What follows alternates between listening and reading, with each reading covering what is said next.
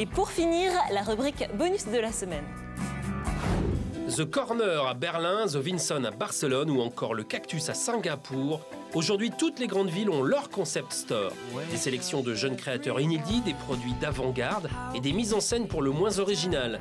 Ces boutiques font fureur, Paris n'échappe pas à la règle, mais c'est à Milan que le premier concept store voit le jour. Un concept store, donc c'est un magasin destiné au détail, à la vente. Mais c'est un magasin qui propose un nouveau concept, une nouvelle façon de consommer, en tout cas un nouveau regard.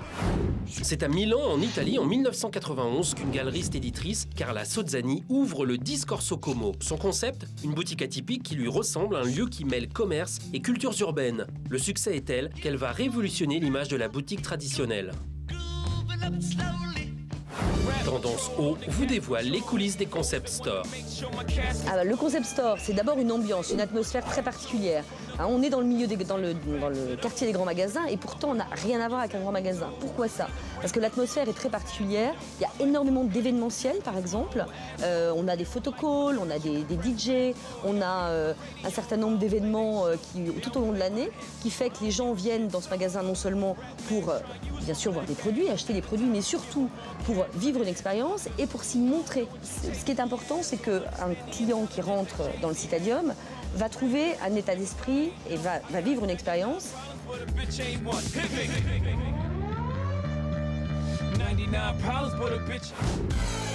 Plus qu'une ambiance et un design, le concept store est avant tout un guide pour le consommateur. C'est aussi un endroit où on peut boire un verre, c'est un endroit où on peut discuter avec des copains tout l'après-midi sans que personne nous ennuie, on s'assoit dans des canapés, voilà, des fauteuils, on est assis dedans. On peut bouquiner, on peut essayer un casque audio, tout ça sans être obligé évidemment d'acheter quoi que ce soit. Un concept store, c'est aussi un lieu vivant. On vit de différentes manières, on vit par la nourriture, on vit par la musique, on vit par le sport, on vit par beaucoup de choses.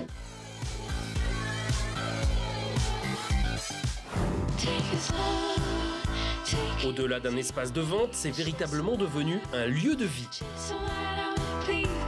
L'intérêt du magasin, c'est de proposer ce que l'on aime.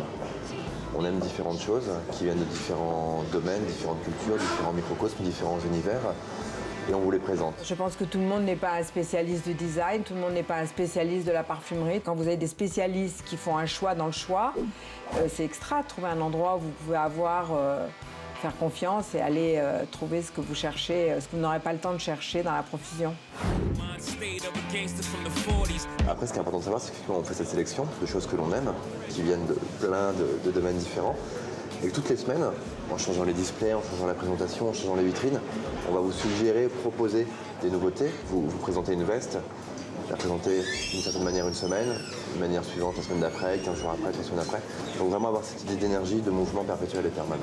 Ce qu'on veut faire ressortir, c'est l'énergie, c'est-à-dire le bouillonnement des envies qu'on a et de les réaliser. On n'est pas enfermé dans un système, mais on est dans l'énergie de la découverte. Il faut vraiment surprendre tout le temps, tout le temps. Et puis surtout, ce qui est très très important, c'est le mélange. Tout doit se mélanger en permanence.